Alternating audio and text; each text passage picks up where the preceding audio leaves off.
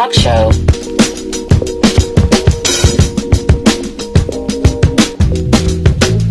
A Black woman created this. Hey. I'm with my Artivist, activist friend Liza.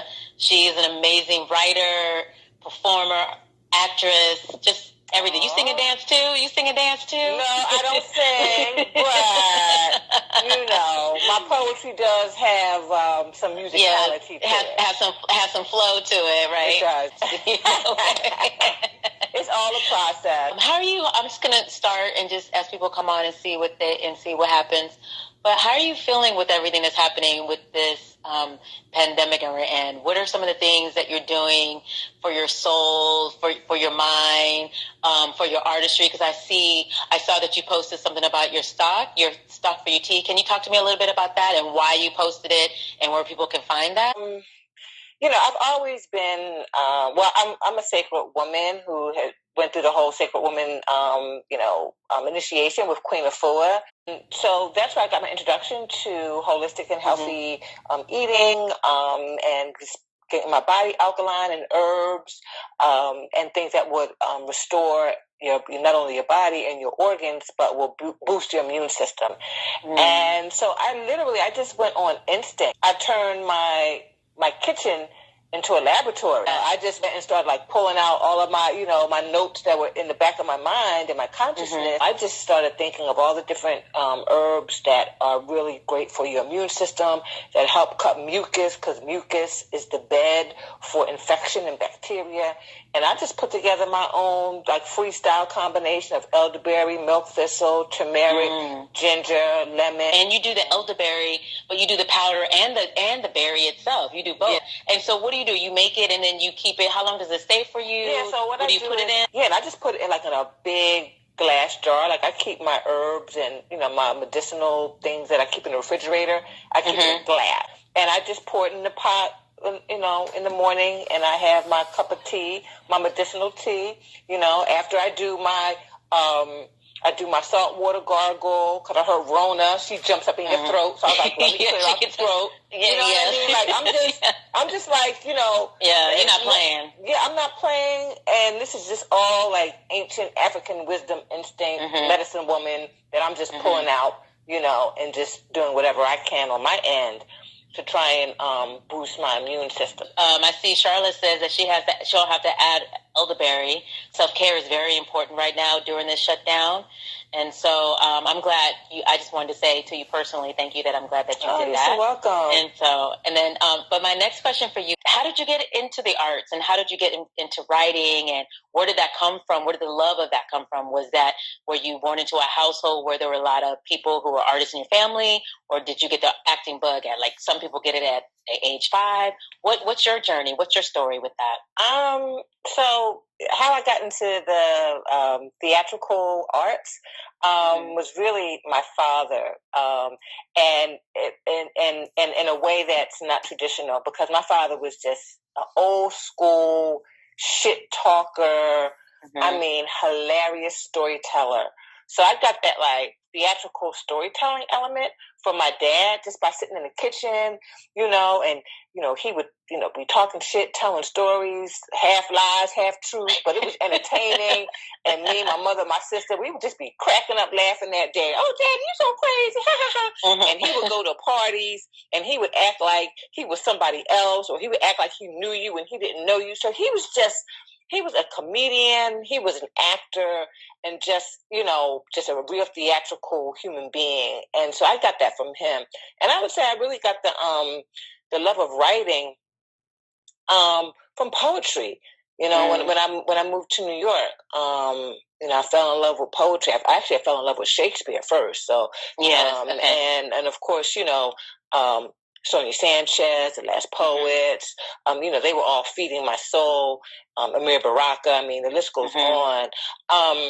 And so, was it something where you were just you started reading their poetry on paper, and then it inspired you to start writing? Was that what it was for you?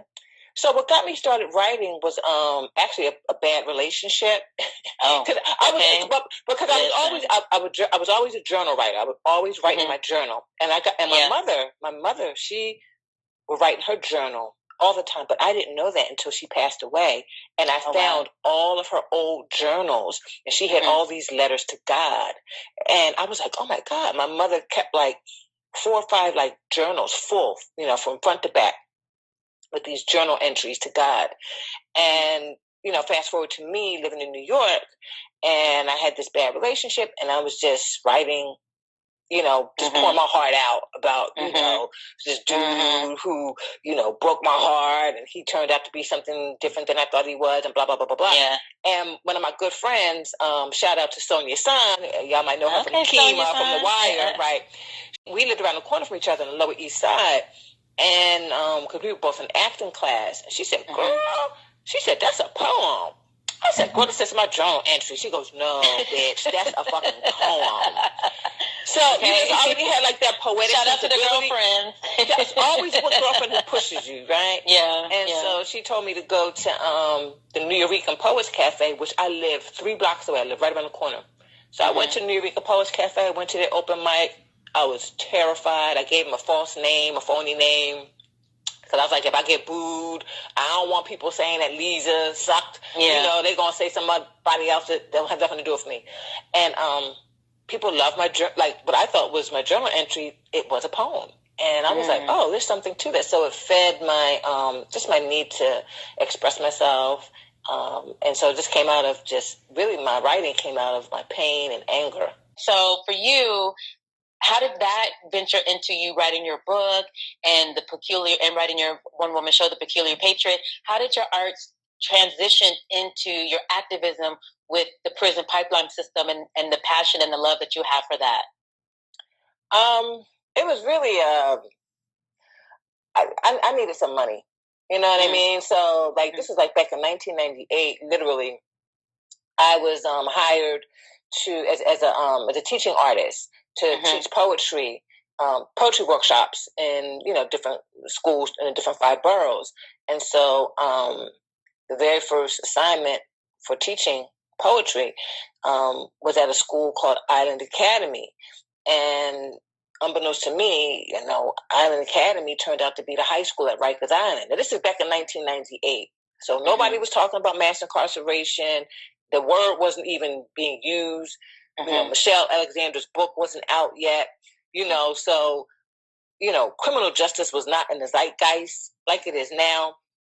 So I'm just going to Rikers Island, you know, to do my 3-week poetry workshop, make some money, and I'm going to bounce to another school. You know what I mean? So it wasn't like, oh, I'm going in there and I'm going to teach the kids, you know, and I'm going to uplift them and empower them. And I'm going on some, like, you know, freedom writer's journey. I needed to pay the bills. So I was like, okay, that's where I got to teach. Okay, that's where I got to fucking teach. You know what I mean? And so my 3-week workshop at Rikers Island, and I was teaching adolescent boys. They were 16, 17, 18 years old. 3 weeks turned into 3 years. So I became the poet in residence at Rikers Island because all the teachers, they were like, oh, she's great. Because boys were really, like, me and the boys, we were vibing. Yeah. So every teacher was like, I want her next. So they kept passing me around like a hot potato. So instead of me going to another school, I would just go to the classroom across the hall or down the hall, and they would just, and so I never left Rikers Island. I was just there for 3 years. And how I got into the activism part was a correctional officer. This is like my first week at Rikers Island. And it was a correctional officer. He said to me, you don't know where you are, do you? I said, yeah, I'm at Rikers Island. You know, I have my little army jacket on, my little purple head wrap. You know what I mean? You know, I'm a cool poetry lady, right? I got my, you know, I'm good, right? He said, no. He said, you on a modern day plantation. I said, mind you, this language, I had never heard this language before. This is pre-Jim Crow, the new Jim Crow, pre-mass incarceration. So this metaphor of prison and slavery, this was my first time hearing it in 1998. He said, he pointed to the boys. He says, that's the new cotton. That's the new crop. I said, oh, shit. He goes, oh, yeah. He goes, I'll tell you what you do. He goes, when you go home, he goes, you put prison industrial complex, because that's what it was called back then. You put prison industrial complex into the computer, see what you find, and when I see you tomorrow, we're going to have a conversation about it. So I went home. I got on the fucking computer, And I just went down the rabbit hole because I was like, oh shit, like nobody's talking about this. And so it lit a fire in me, and I've been in that rabbit hole since 1998. And so that led you to writing all day. I need people to understand that this book is out there and exists because of the fact that you love us enough to sit down and write about your experiences. That and putting it on paper so it can be passed on is so important, and we need your voice. We need voices out there fighting for us, right? Especially for our men and women in prison. And so, especially the children. Yeah. I could count the white children on my hand and have fingers left over. And I said, something ain't right with this. Something ain't right. I said, like teenagers, they go through a normal phase, what I call insanity, right? I went through it. We all go through it, but you go out of it. But Black and brown children are criminalized for their normal adolescent, development. And white children are not criminalized. They get a slap on the wrist, they get probation, they get, counseling, they get all these other services that our kids weren't getting. So that's why at the time, Rikers Island, for all the children that were at Rikers Island, 16, 17, 18 years old, 98% were Black and Latino. And what would you want people who get your book and read it? What do you want them to walk away? Let me go get my book. Let me go get it. Hold on. I got to shopping for the book. Don't go to me, y'all. Don't go to me. I'm just going to go get the book. I can't believe it. See, this is why this is live. You never know what's going to happen live. She had to go get the book. See, that was quick. That was really super fast. So as you hold the book up, and let people see it, what do you want people when they buy it, or if they already have it? What do you want people to walk away with when they read your book? So the intention of my book, I wanted to humanize adolescence of our children. So instead of seeing them as criminals, see them as adolescents. And I wanted to, and it was also like a love letter to those children who are marginalized and who are seen and treated as if they're disposable. So I want people to see that they're not disposable, that they need our love, they need our attention, they need our support, and they need our tough love, So it's not about coddling them and feeling sorry for them. No, sometimes you got to smack them side of the head, but boy, sit down. You know what I mean? What's your problem? But the intention is with love. I'm going to pour into you. So pouring into our children. So, people can walk away with, seeing our children as human beings, see and to see their humanity and to see their adolescence and not see them as thugs or adults or, she fast or, he's a nigga, no, they're children. They're children. And children do crazy, dumb shit. Like teenagers, like I rock with them. You know what I mean? As crazy as they are, like that's the age group I like 15 to like 21.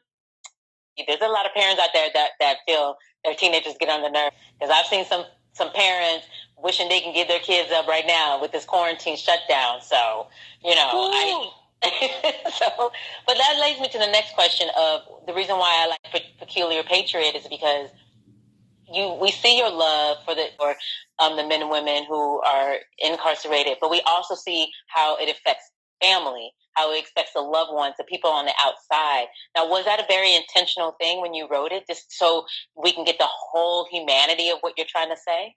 When I was teaching the boys, my boyfriend was incarcerated. He violated parole, but I had to go there at 12 o'clock at night. Because at 12 o'clock at night, there was a fleet of buses, like Greyhound, Peterson buses. Yeah. And when I got there, there was like hundreds of people, mothers, women, fathers, children, with all these bags. And I was like, it looked like people were like getting ready to go like on a casino trip. And everybody was getting on the bus to drive a couple hours, 3, 4, 5 hours upstate. And you get off the bus, wait in line, get checked, go through security, visit your loved one for a couple hours, get back on that same bus. So I was back to Columbus Circle. So I knew in that moment when I was experiencing it that I was witnessing one of the greatest love stories that hadn't been told because there was nothing but love was getting on that bus. That's beautiful. To leave your house at 10, 11 o'clock at night, to get on the bus at 12, one whole day and then come back and then have to get up and go to work the next day. I said, that's love. That's love. It's such a beautiful, beautiful piece. And so for those who are not able to see it in person, I had the honor and the privilege of seeing it at the National Black Theater, where I fell more in love with you. I was like, I love this girl. I don't know who I love this girl. But where can people hear it? Because I know you did it for Audible. So tell people who may not know what Audible is and where they can go look for The Peculiar Patriot. So Audible, they started a theatrical division where they started recording plays. People can listen to plays, almost like radio, like back in the day. You listen to stories on radio. So it's being edited now, and then I am also going to be putting the play on my website with snippets of it. So, and right now I'm just trying to get the play, trying to get it to LA. I'm trying to get get a nice run of it, somewhere. I think I'll be in Detroit. I performed it at Angola Penitentiary, so I'm you're everywhere. At the end of each episode, I like to ask people what their cherry pick is. So do you have a cherry pick? What would a cherry pick be for you? My cherry pick is Eddie Murphy, Dave Chappelle, and my book, And All Day. Dave Chappelle just won the Mark Twain Prize for comedy, and it's on Netflix. And I just watched it 2 days ago because I was like, I need to laugh, and it's so beautiful. It's a lot of laughter. So, one more cherry pick. She has one more cherry pick. One more. Y'all gotta watch Bill. It's a documentary about Bill Withers. Woo, honey. Oh yeah, that's the one you sent me. Yes, yeah, I have it on my list. Mad as shit. Okay. May he rest in peace. Yes, and rest in power. And with that said, I want to say thank you to everybody who joined us for this interview. And I love you, girl. So, likewise, I love you too. All right, it's so good seeing you. Good seeing you too. Bye, honey. Love you, girl. Bye, everybody. I love you.